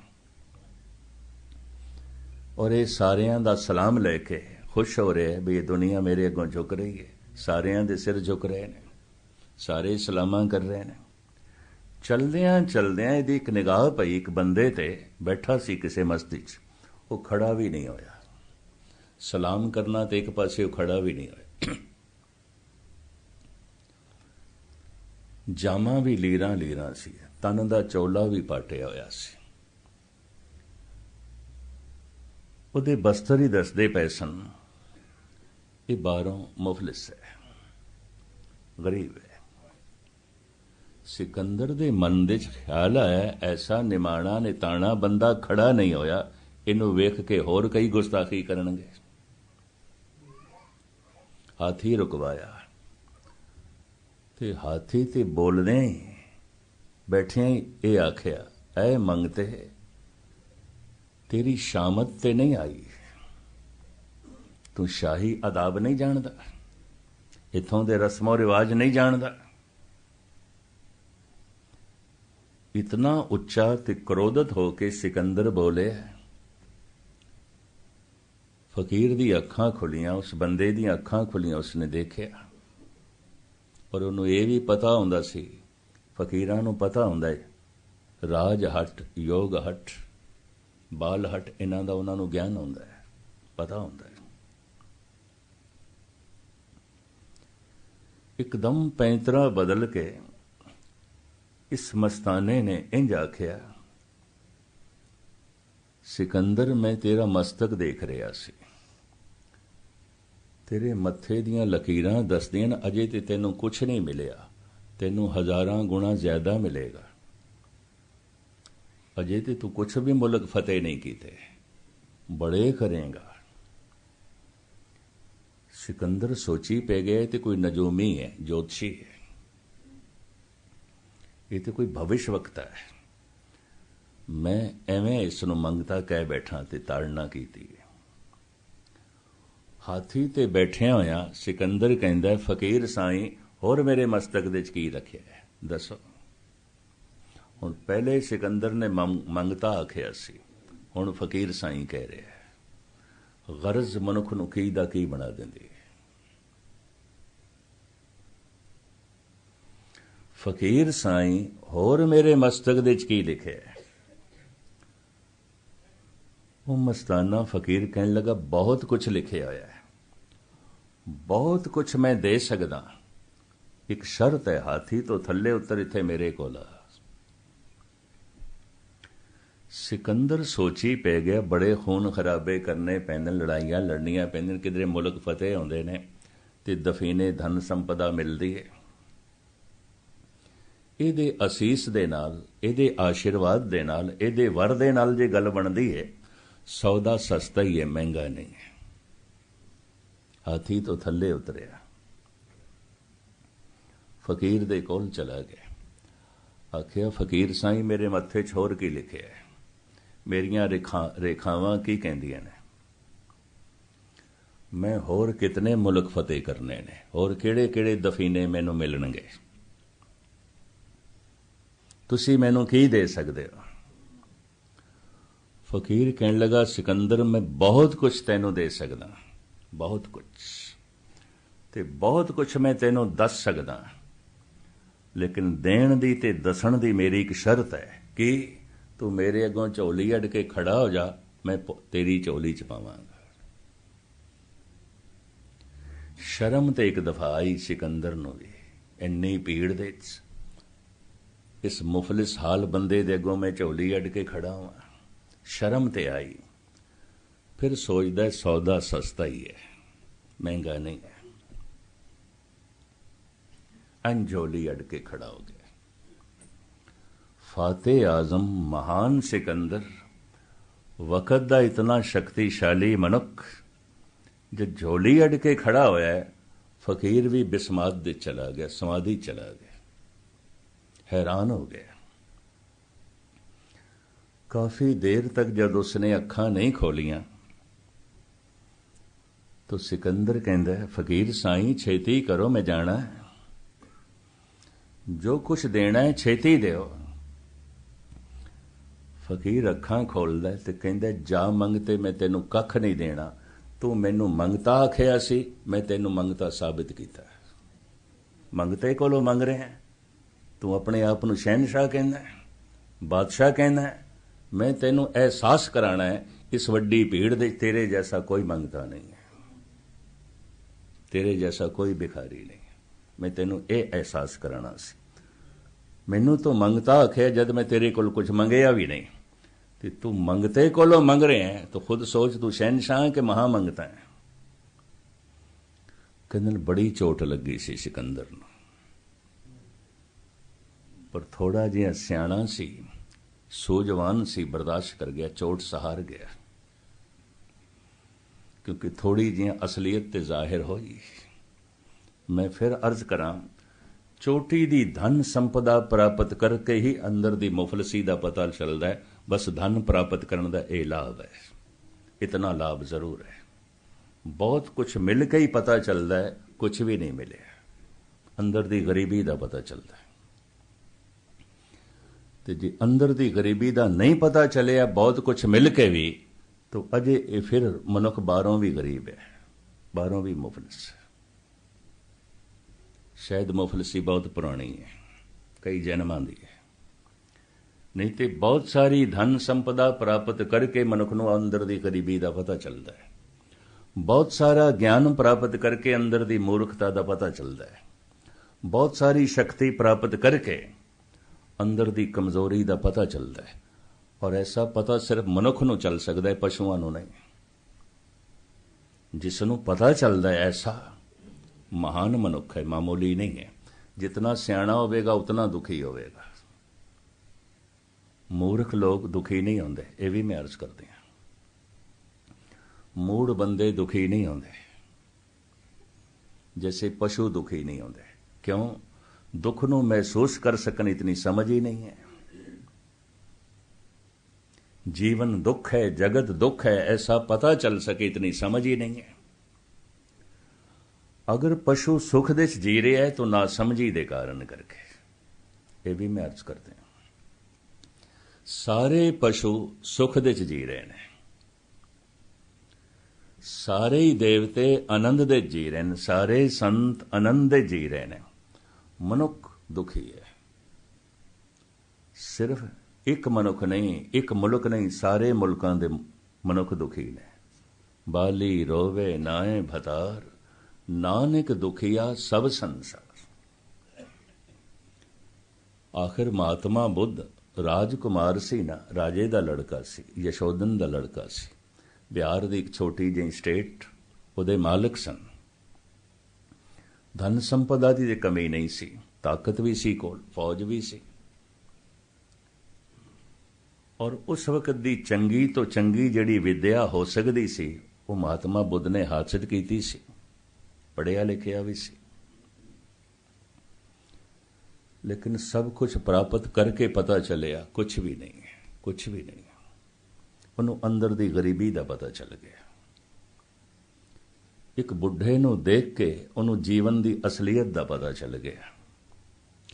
एक अर्थी नूं देख के, मुर्दे नूं देख के उन्होंने जीवन दी असलियत दा पता चल गया। एक बीमार नूं देख के उन्होंने शरीर दी हकीकत दा पता चल गया। रोज बीमार असी देखते हैं, रोज बुढ़ियां नूं देखते हैं असी। अर्थियां ते कईयां ने हो सकते अपने मोंडियां ते ढोईयां होवन, पर उस दे अंदर संवेदना बड़ी सी, महसूस करने का मादा बहुत ज्यादा सी। जितना सियाणा मनुख होवेगा उतना दुखी होवेगा। ये भी मैं अर्ज कर दें। और जगत उस दे लई बेमैनी हो जाएगा। जिहदी सियाणप बहुत वड्डी हो गई, महान हो गई, उहदे लई जगत छोटा हो जाता है, जगत बेमैनी हो जाता है, वो बहुत दुखी हो जाता है। मैं पढ़ रहा से एक दिन गालिब नूं, वो कहंदा है बाजी चाहे इतफाल है दुनिया मेरे आगे। ये सारा संसार की ये बच्चियां दा खेल, और कुछ भी नहीं है। खिडौणियां नाल खेडना, इस तो इलावा कुछ भी नहीं है। बाजी चाहे इतफाल है दुनिया मेरे आगे, होता है शबो रोज तमाशा मेरे आगे। दिन रात ये बच्चियां दा तमाशा हो रहा है। तमाशा कहंदा कोई सियाणे मनुखां दा तमाशा भी नहीं है, कोई अकलमंदां दा तमाशा भी नहीं है, मासूम बच्चियां दा तमाशा है। तिफल बच्चे। बाजी चाहे इतफाल, बाजी चाहे इतफाल है दुनिया मेरे आगे, होता है शबो रोज तमाशा मेरे आगे। एक खेल है औरंगे सुलेमा मेरे नजदीक। तख्त सुलेमानी, तख्त दे लई कितने दुनिया दे चरोले झगड़े, खून खराबे। कहंदे नहीं, ये भी बच्चियां दा तमाशा है, ये भी खिडौणियां दी खेड है। एक खेल है औरंगे सुलेमा मेरे नजदीक, एक बात है अज्जाज मसीहा मेरे आगे। हजरत ईसा दे मौज से ये रिदियां सिदियां ਇਹ ਵੀ ਬੱਚਿਆਂ ਦਾ ਤਮਾਸ਼ਾ ਹੈ। ਸਿਆਣੇ ਮਨੁੱਖ ਲਈ ਰਿਧੀਆਂ ਸਿੱਧੀਆਂ ਵੀ ਤਮਾਸ਼ਾ ਹੈ। ਗੁਰੂ ਨਾਨਕ ਦੇਵ ਜੀ ਮਹਾਰਾਜ ਕਹਿੰਦੇ ਰਿੱਧ ਸਿੱਧ ਸਭ ਮੋਹ ਹੈ, ਨਾਮ ਨਾ ਵਸੇ ਮਨਾਏ। ਈਸਾ ਇਸ ਤਰ੍ਹਾਂ ਦੀਆਂ ਸਿੱਧੀਆਂ ਦਿਖਾਉਂਦਾ ਸੀ। ਅੰਧੇ ਦੇ ਸਿਰ ਤੇ ਹੱਥ ਰੱਖਦਾ ਸੀ, ਉਹਨੂੰ ਅੱਖਾਂ ਮਿਲ ਜਾਂਦੀਆਂ ਸਨ। ਬਿਮਾਰ ਦੇ ਸਿਰ ਤੇ ਹੱਥ ਰੱਖਦਾ ਸੀ, ਉਹ ਤੰਦਰੁਸਤ ਹੋ ਜਾਂਦਾ ਸੀ। ਤੇ ਇਤਿਹਾਸ ਕਹਿੰਦਾ ਹੈ ਮੁਰਦੇ ਦੇ ਸਿਰ ਤੇ ਹੱਥ ਰੱਖਦਾ ਸੀ, ਉਹ ਜ਼ਿੰਦਾ ਹੋ ਜਾਂਦਾ ਸੀ। ਇਸ ਤਰ੍ਹਾਂ ਦੀ ਕਥਾ ਜੁੜੀ ਹੋਈ ਹੈ। ਮੁਰਦੇ ਦੇ ਸਿਰ ਤੇ ਹੱਥ ਰੱਖਿਆ, ਉਹ ਜ਼ਿੰਦਾ ਹੋ ਗਿਆ। ਗਾਲਿਬ ਇਹ ਕਹਿ ਰਿਹਾ ਜਿਸ ਮੁਰਦੇ ਦੇ ਸਿਰ ਤੇ ਹੱਥ ਰੱਖਿਆ ਉਹ ਜ਼ਿੰਦਾ ਹੋ ਗਿਆ, ਕਿਆ ਉਹ ਫਿਰ ਨਹੀਂ ਮਰਿਆ? ਤੇ ਜੇ ਫਿਰ ਮਰ ਗਏ ਤੇ ਈਸਾ ਵੀ ਬੱਚਿਆਂ ਦਾ ਤਮਾਸ਼ਾ ਕਰਦਾ ਰਿਹਾ, ਔਰ ਕੀ ਮੈਂ ਇਸ ਦੇ ਨਾਲ ਵੀ ਸਹਿਮਤ ਨਹੀਂ। ਇਹ ਵੀ ਬੱਚਿਆਂ ਦਾ ਤਮਾਸ਼ਾ ਹੈ। ਨਾਟਕ ਚੇਟਕ ਕੀਏ ਕੁਕਾਜਾ, ਪ੍ਰਭ ਲੋਗਨ ਕੇ ਆਵਤ ਲਾਜਾ। ਇਤਨਾ ਸਿਆਣਾ ਦਿਮਾਗ, ਰਿੱਧੀ ਸਿੱਧੀ ਬੇਮੈਨੀ ਹੋ ਗਈ ਸੀ, ਬਿਲਕੁਲ ਬੇਮੈਨੀ ਹੋ ਗਈ ਸੀ। ਮੈਨੂੰ ਬੰਬਈ ਦੇ ਵਿੱਚ ਇੱਕ ਮਾਤਾ ਮਿਲੀ, ਕਹਿਣ ਲੱਗੀ ਮਸਕੀਨ ਜੀ ਅੱਜ ਦੇ ਯੁੱਗ ਦੇ ਅਵਤਾਰੀ ਪੁਰਸ਼ ਦੇ ਦਰਸ਼ਨ ਕੀਤੇ ਨੇ? ਮੈਂ ਕਿਹਾ ਅੱਜ ਦੇ ਯੁੱਗ ਦੇ ਅਵਤਾਰੀ ਪੁਰਸ਼ ਕੌਣ ਨੇ? ਮੈਨੂੰ ਨਹੀਂ ਪਤਾ। ਕਹਿਣ ਲੱਗੇ ਸਾਈਂ ਬਾਬਾ। ਮੈਂ ਕਿਹਾ ਤੂੰ ਕਿਹੜੇ ਮੀਟਰ ਨਾਲ ਵੇਖ ਰਿਹਾ? ਮੈਨੂੰ 45 ਸਾਲ ਹੋ ਗਏ ਨੇ ਕਥਾ ਕਰਦੇ ਤੇ ਬੜੇ ਬੜੇ ਸੰਤਾਂ ਦੇ ਨਾਲ ਸੰਗਤ ਕਰਦੇ ਆ, ਮੈਨੂੰ ਅਜੇ ਵੀ ਨਹੀਂ ਪਤਾ ਚੱਲਿਆ ਸੰਤ ਕਿਹਨੂੰ ਕਹਿੰਦੇ ਨੇ, ਅਵਤਾਰ ਕਿਸ ਨੂੰ ਕਹਿੰਦੇ ਨੇ। ਤੂੰ ਕਿਹੜੇ ਮੀਟਰ ਨਾਲ ਨਾਪ ਲਿਆ? ਇਹ ਅਵਤਾਰ ਹੈ। ਕਹਿੰਦੇ ਉਹਦੇ ਕੇਸਾਂ ਚੋਂ ਰਾਖ ਨਿਕਲਦੀ ਹੈ, ਉਹਦੇ ਹੱਥਾਂ ਚੋਂ ਘੜੀਆਂ ਨਿਕਲਦੀਆਂ ਨੇ, ਫੁੱਲ ਨਿਕਲਦੇ ਨੇ, ਫਲ ਨਿਕਲਦੇ ਨੇ।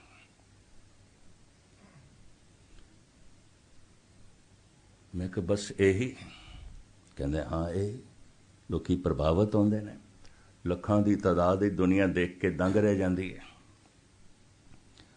ਆਪ ਦੀ ਗਿਆਤ ਲਈ ਅਰਜ਼ ਕਰਾਂ, ਇਹ ਸਾਰੇ ਹਾਲਾਤ ਪਿੱਛੇ ਇੰਡੀਆ ਟੂਡੇ ਛਪੇ ਸਨ। ਮੁਖਤਸਰ ਮੈਂ ਅਰਜ਼ ਕਰਾਂ, ਮੈਂ ਉਸ ਮਾਂ ਨੂੰ ਸਮਝਾਇਆ ਕਿਉਂਕਿ ਸੰਪੰਨ ਘਰਾਣੇ ਦੀ ਸੀ ਤੇ ਸਿਆਣੀ ਬੜੀ ਗਿਣੀ ਜਾਂਦੀ ਸੀ, ਤੇ ਮੈਂ ਕਿਹਾ ਸਿਆਣੀ ਦਾ ਇਹ ਹਾਲ ਹੈ ਤੇ ਫਿਰ ਬਾਕੀਆਂ ਦਾ ਕੀ ਹਾਲ ਹੋਵੇਗਾ। ਮੈਂ ਕਿਹਾ ਭਾਰਤ ਵਿੱਚ ਗੋਗੀਆ ਪਾਸ਼ਾ ਹੁੰਦਾ ਸੀ, ਅੱਜ ਕੱਲ੍ਹ ਉਸ ਦਾ ਲੜਕਾ ਹੈ ਜਾਦੂ ਸਰਕਾਰ ਹੈ।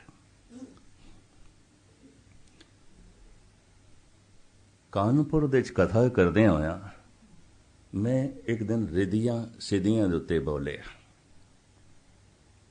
ਹੱਥ ਦੀ ਕਰਾਮਾਤ। ਕਾਫੀ ਤਾਦਾਦ ਇਕੱਠ ਬੜਾ ਉੱਥੇ ਹੋ ਜਾਂਦਾ ਹੈ।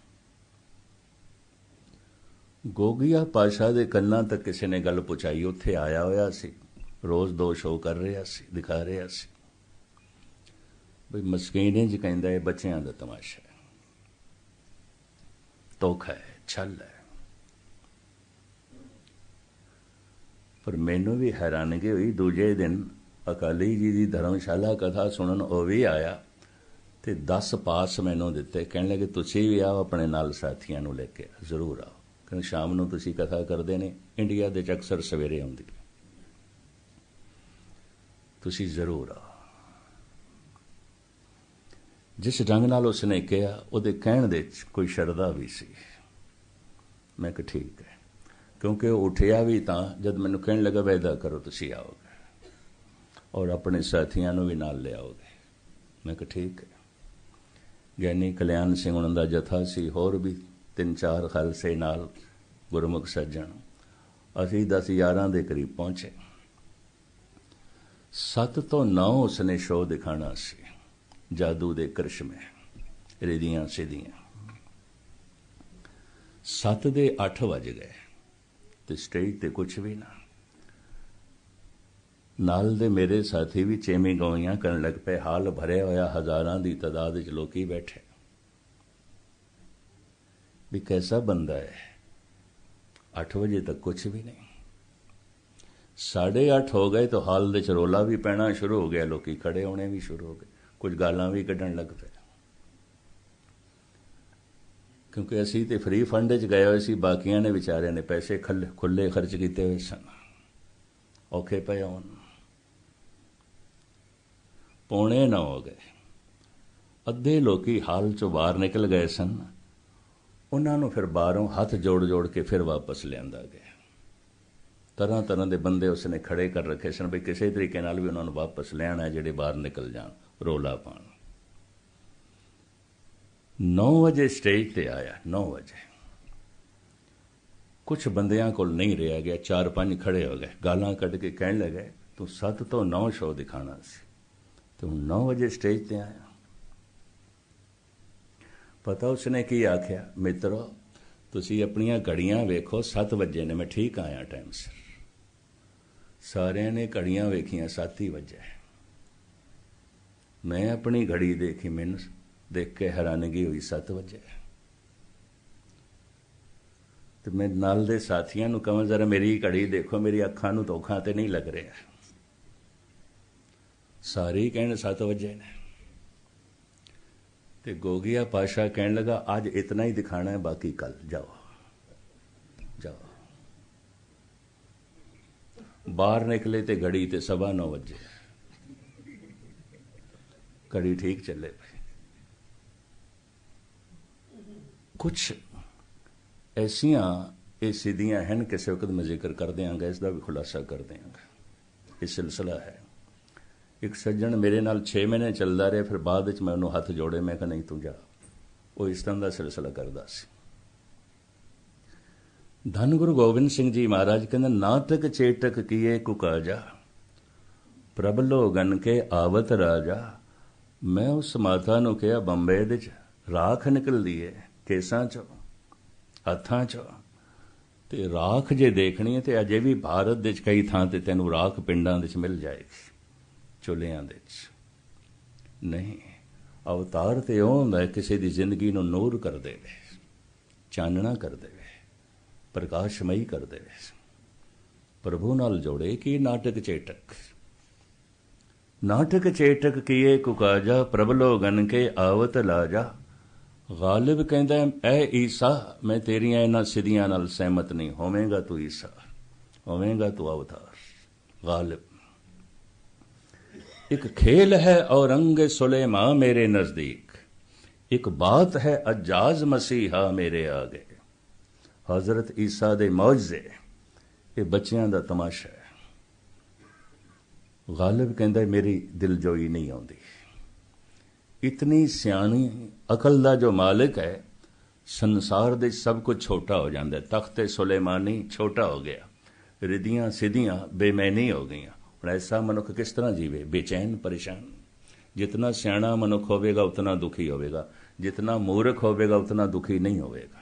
जैसे पशु दुखी नहीं होंगे, पशु बोर नहीं होंगे, पशु बेचैन भी नहीं होंगे, पशु कदी पागल भी नहीं होंगे। हाँ वो पशु जरूर पागल हो जाते हैं जिन्हां विचारियां नूं मनुखां नाल रहना पैंदा, बंदियां दे नाल रहना पै जाए तो बंदे उन्हां दी प्राकृतिक जिंदगी फर्क पा देंदे ने, विचारे वो भी पागल हो जाते, वरना पशु पागल नहीं होंगे, पशु बोर नहीं होंगे, पशु बेचैन नहीं होंगे।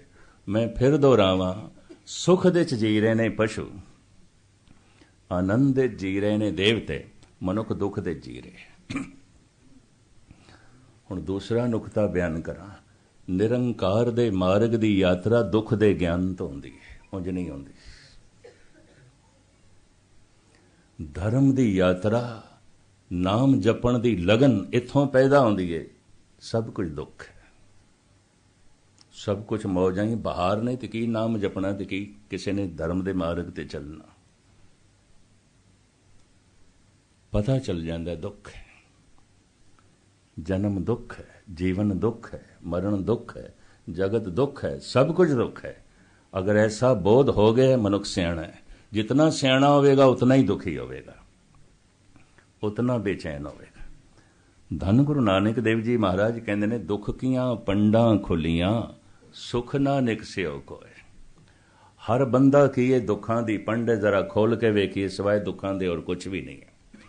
तुसी आखोगे पंड खोलण दा ढंग की है? पंड खोलण दा एक ढंग है, दूजे नूं खोलण दा एक ढंग है कि बस अपना एक दुख तुसी उसनूं बयान करके सुना दो, अपना एक दुख, फिर अगला चुप ही नहीं करेगा, अगले सैकड़े दुख सुनाएगा, वारी नहीं आण देगा बोलण दी।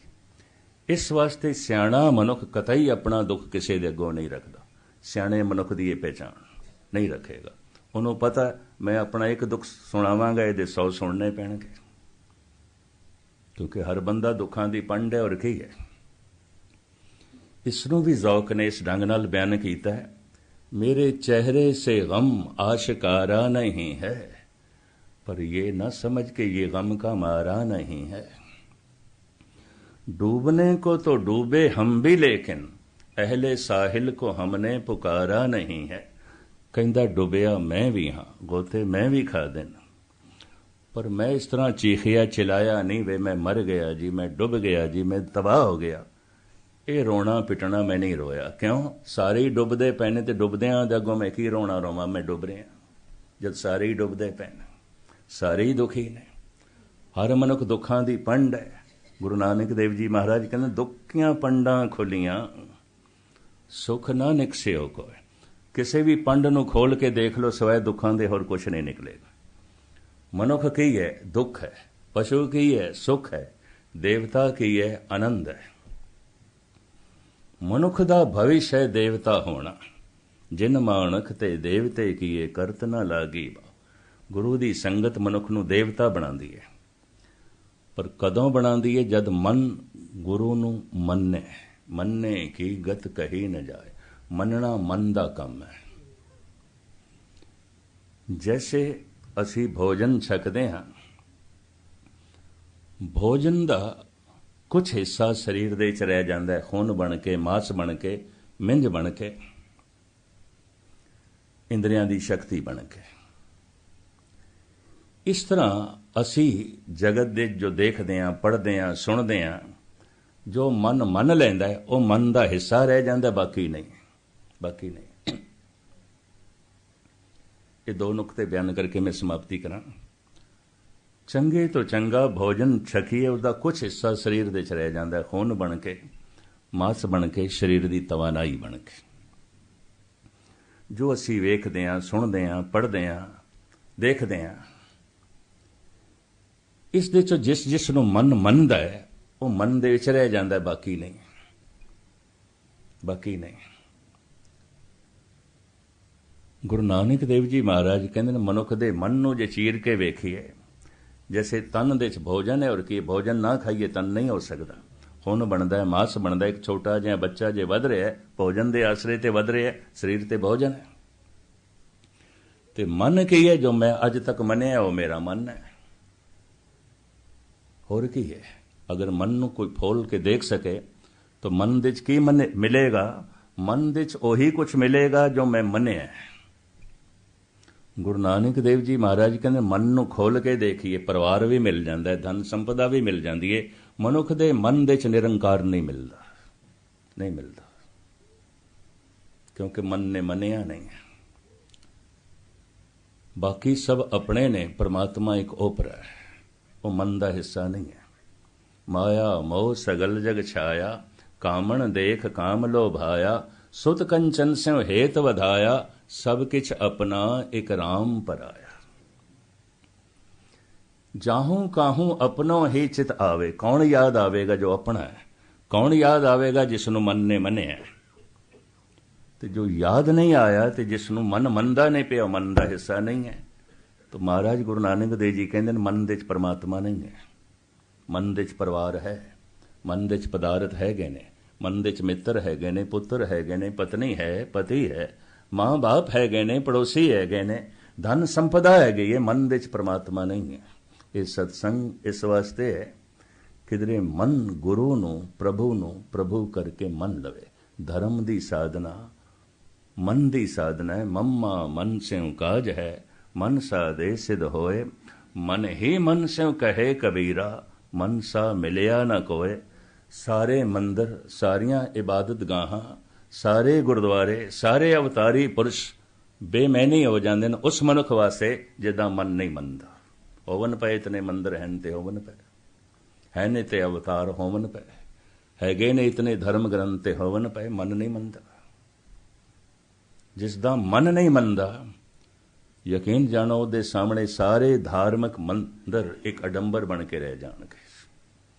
एक कोशिश है कथा कीर्तन दे राही, पाठ पूजा दे राही किधरे मन परमात्मा नू परमात्मा करके मन लवे। इस वास्ते कहंदे धर्म दी खोज मन चो करनी पेगी, परम आनंद दी खोज मन चो करनी पेगी। और ये खोज दे जेड़े नुकते गुरबाणी बयान कर रही है, तुछ बुद्धि अनुसार रोज़ मैं थोड़े सामने रखांगा, ताकि किसी दिन ये शौक जाग पवे, नहीं मन दे चों लभना।